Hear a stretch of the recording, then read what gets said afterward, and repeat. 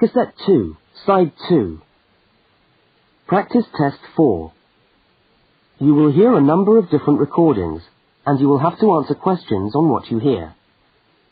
There will be time for you to read the instructions and questions, and you will have a chance to check your work. All the recordings will be played once only. The test is in 4 sections. Write all your answers in the listening question booklet. At the end of the test, you will be given 10 minutes to transfer your answers to an answer sheet. Now turn to section 1 of your question booklet.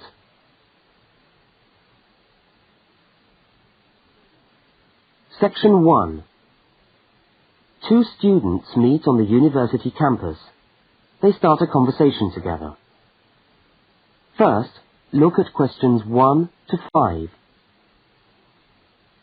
For each of the questions, 4 alternatives are given. Decide which of the alternatives, A, B, C or D, best fits what you hear on the tape, and circle the appropriate letter.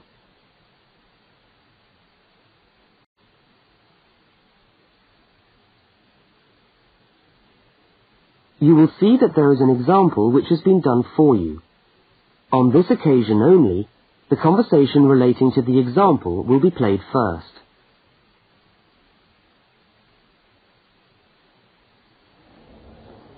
Excuse me, can you help me? I was looking for the main hall. No, maybe I can, actually. I'm looking for the main hall, too.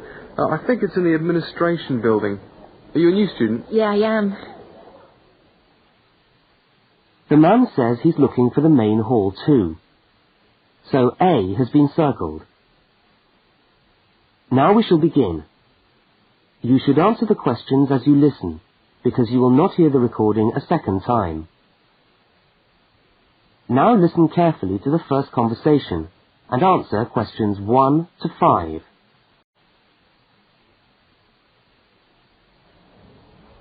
Excuse me, can you help me? I was looking for the main hall. No, maybe I can, actually. I'm looking for the main hall, too. I think it's in the administration building. Are you a new student? Yeah, I am. Yeah, I thought you looked as lost as me. I'm trying to find the admin building, too, so I can register for my course. But I don't seem to be having much luck. Well, look, according to this map of the campus here, you go straight up the steps, turn left, and the building's on the right. Okay, let's see if we can find it. Ah, this looks right. Yeah, it must be. Look, there are hundreds of other people here. Oh, there must be at least 50 people in the queue. We'll be here till gone 2 o'clock at this rate. Yeah, well, I'm starving. So am I. Actually, I was on my way to the canteen to get something for lunch. Why don't I go to the canteen and buy something, and you stay here and wait? Good idea. What would you like? Pizza, sandwich, hot dog, fried rice? They do everything. Oh, something easy. Takeaway fried rice sounds good. Okay, fried rice. No, on second thoughts, I'll have a cheese and tomato sandwich. Right, 1 cheese and tomato. Anything to drink? Yeah, give me a coffee, would you? Hot coffee's a bit hard to carry. What about a Coke or an orange juice? Get me an orange juice then. Look, here's $5. Oh, yeah, take $2 back. Shouldn't cost me more than $3. Well, keep the 5. We'll sort it out later. Oh, and could you get me an apple as well? Okay, back in a minute.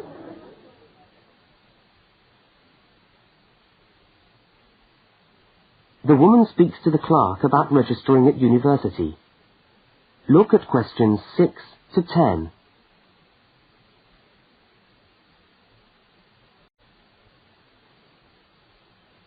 As you listen, complete the form by filling in the numbered spaces 6 to 10.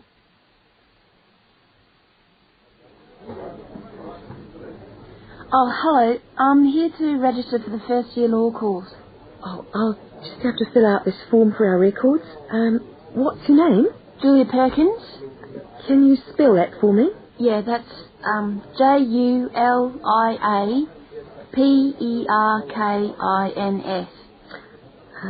Address? Flat 5, 15 Waratah Road. That's Waratah, Brisbane. Brisbane. Oh, and your telephone number? Oh, we haven't got the phone on yet. We've only just moved in. Okay, well, can you let us have the number once the phone's connected?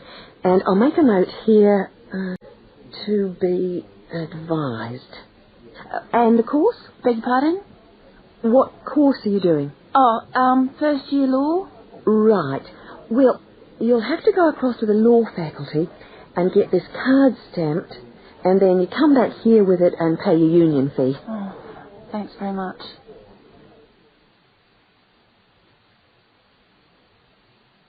The man and the woman meet up again. Look at questions 11 and 12 and circle the correct answer.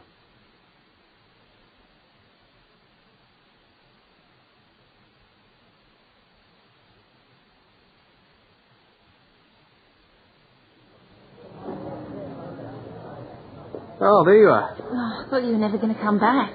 Sorry, the canteen was absolutely packed. I had to wait for ages. And then when I got to the front of the queue, there had hardly any food left. So I had to get you a slice of pizza. Sorry. Oh, that's okay. I could eat anything. I'm so hungry. Oh, and there's your bottle of orange juice and your apple. At least I managed that. Great. Thanks a lot. No, and here's your $2 back. Don't worry about it. Buy me a cup of coffee later. Huh, all right then. So how'd you go? Oh, well, in order to register, we've got to go to the law faculty and get this card stamped. And then go back to the admin building and pay the union fees. That means we're registered. After that, we have to go to the notice board to find out about lectures, and then we have to put our names down for tutorial groups and go to the library. Oh, great. Well, first let's sit down and have our lunch, eh?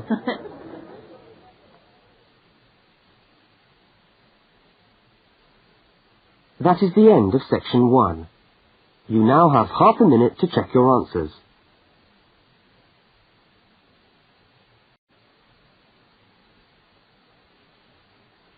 Now turn to section 2.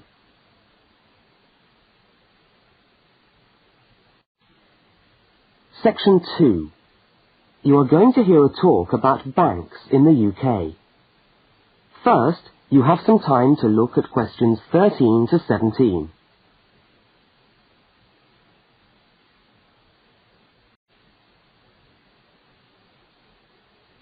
Now listen to the talk and complete the notes by filling in the numbered spaces 13 to 17.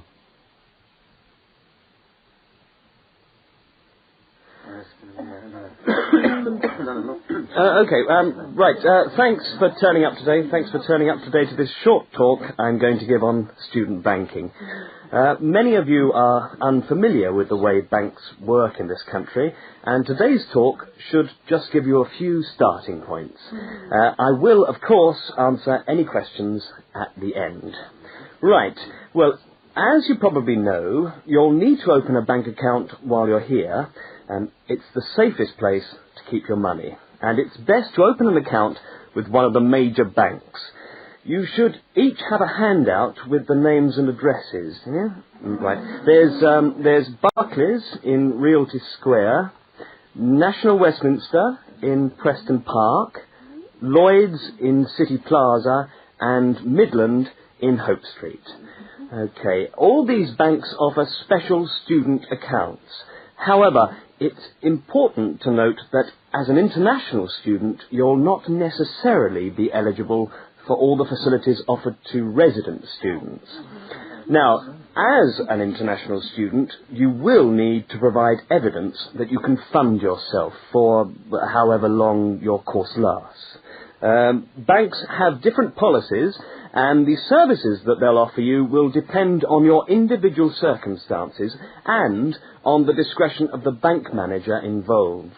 So it's a matter of going there and finding out about your own particular situation. Right. When you do go to open a bank account, you should take some documentation with you.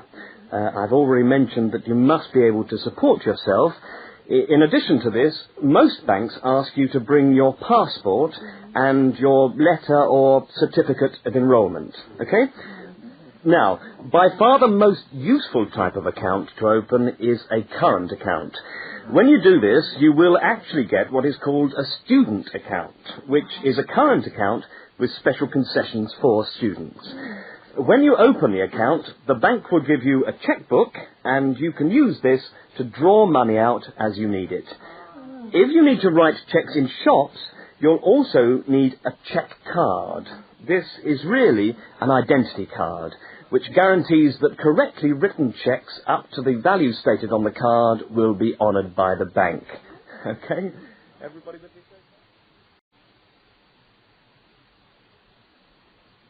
Now look at questions 18 to 21.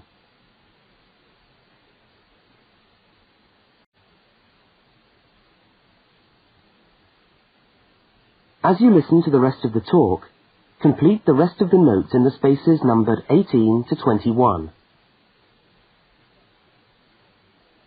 Right, if you want to draw out cash for yourself, you can make the cheque payable in your own name or to cash.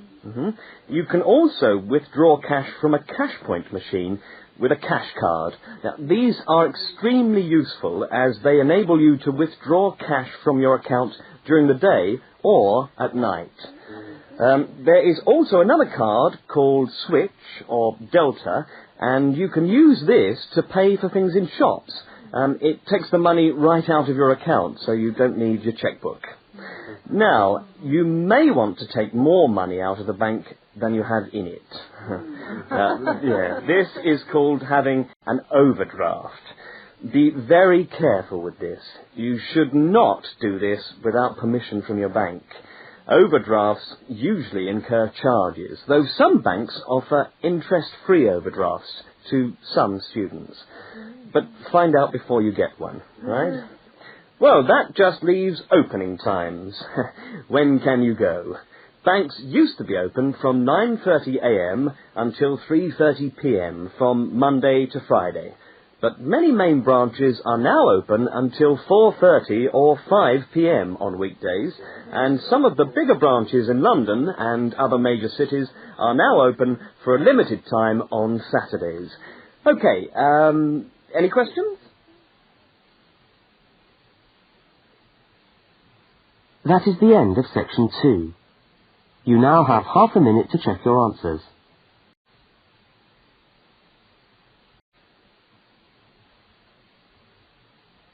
Now turn to section 3.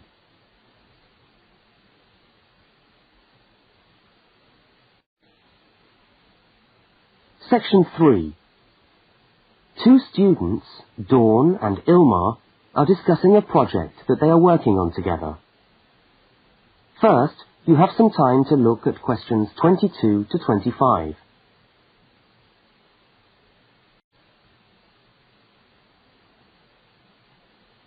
Now listen to the first part of the conversation and complete the fact sheet by filling in the numbered spaces 22 to 25.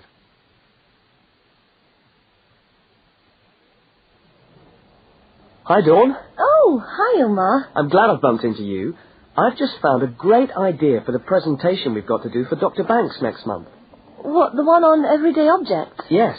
Look at this article. It's really interesting. The aluminium Coke can? You know, Coca-Cola cans, soft drink cans. Look, let's sit down here. Have you got a minute? Sure. I'll just get my bag. Okay. So, you think we can get a presentation out of this article? I'm sure we can. First of all, we can provide some interesting facts about the aluminium cans that we drink out of every day. Like? Well, here it says that in the US they produce 300 million aluminium drink cans each day. Wow! 300 million? Exactly. That's an enormous number. It says here, outstrips the production of nails or paper clips. And they say that the manufacturers of these cans exercise as much attention and precision in producing them as aircraft manufacturers do when they make the wing of an aircraft. Really? Yeah. Let's have a look. They're trying to produce the perfect can, as thin but as strong as possible. This bit's interesting. Today's can weighs about 0.48 ounces. Thinner than 2 pieces of paper. From this magazine, say. Yeah, and yet it can take a lot of weight. More than 90 pounds of pressure per square inch. 3 times the pressure of a car tyre. Okay, I agree. It's a good topic.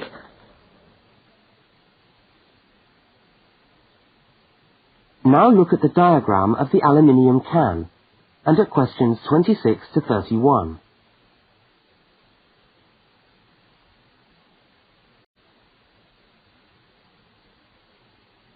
As the conversation continues, label the can by completing the notes in the numbered spaces 26 to 31. What I thought was that we could do a large picture of a Coke can and label it, and then talk about the different parts. Look, I've done a rough picture here. Okay, so where shall we start? Well, the lid is complicated. Let's start with the body first. I'll do a line from the centre of the can, like this, and label it body. What does it say? It's made of aluminium, of course, and it's thicker at the bottom. Right, so that it can take all that pressure. And then I think you should draw another line from the body for the label. Right, label. The aluminium is ironed out until it's so thin that it produces, what does it say? A reflective surface suitable for decoration. That's right. Apparently it helps advertisers too. Yes, because it's so attractively decorated. Good. And then there's the base. Yes, it says the bottom of the can is shaped like a dome so that it can resist the internal pressure. That's interesting. I didn't know that. Nor did I. Okay, so going up to the lid, there are several things we can label here. There's the rim around the edge, which seals the can. Got that. And there's a funny word for the seal, isn't there? Yes, it's a flange. What does it say about it? Well, the can's filled with Coke or whatever, and after that the top of the can is trimmed and then bent over to secure the lid. That's right. It looks like a seam. We could even do a blow-up of it, like this. F-L-A-N-G-E.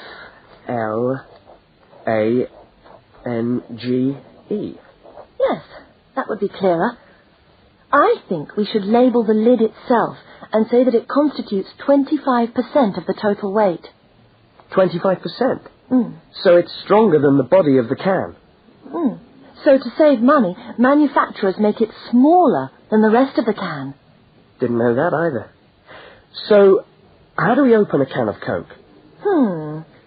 First of all, there's the tab, which we pull up to open the can, and that's held in place by a rivet.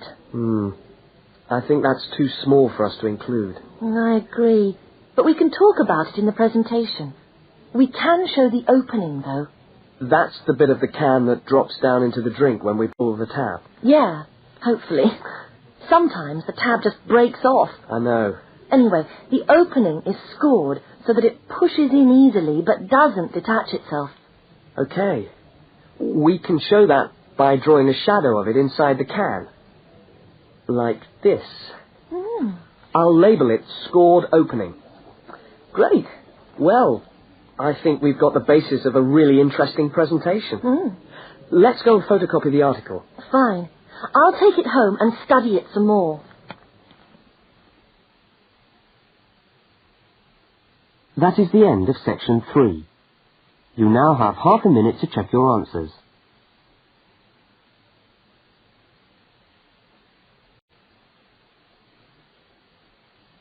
Now turn to section 4.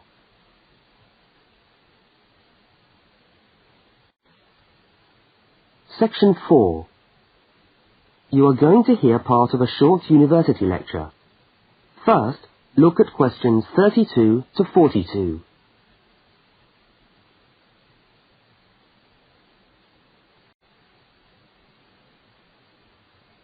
Now listen and complete the lecture notes in the spaces numbered 32 to 42.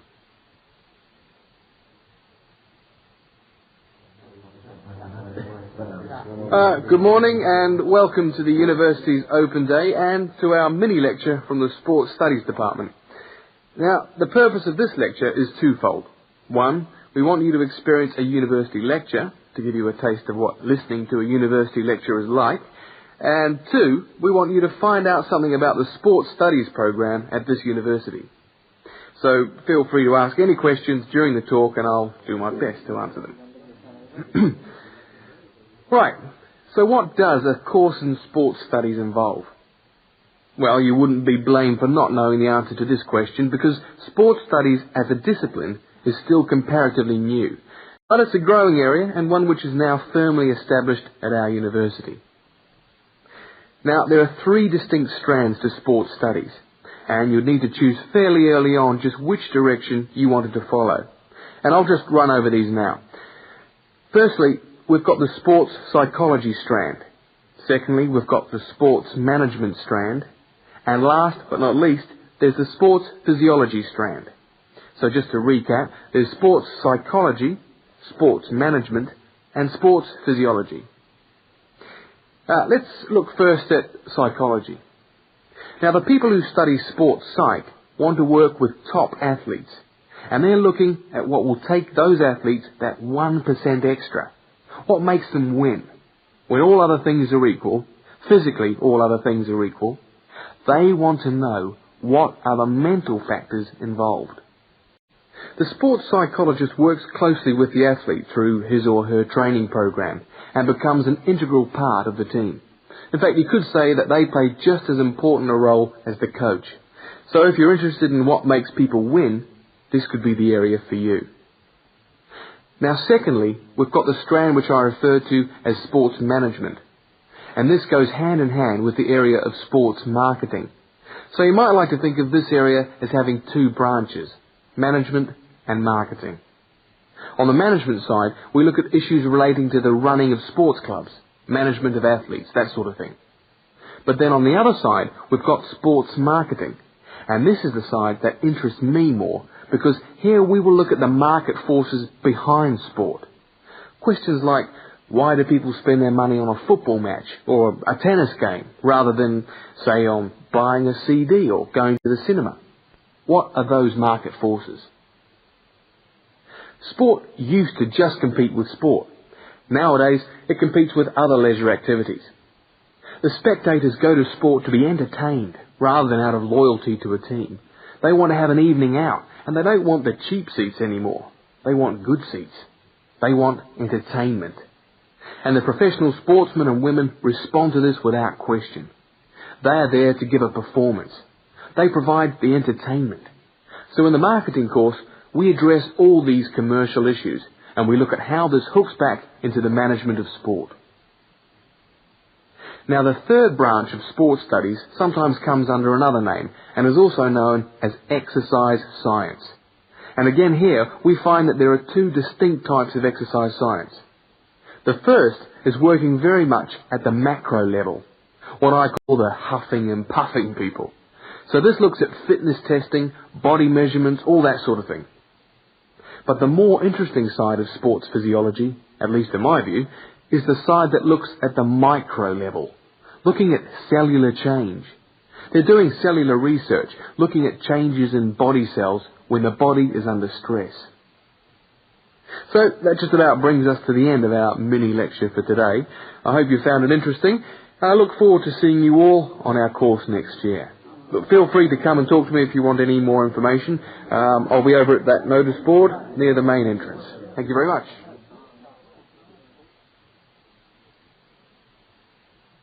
That is the end of section 4. You now have half a minute to check your answers.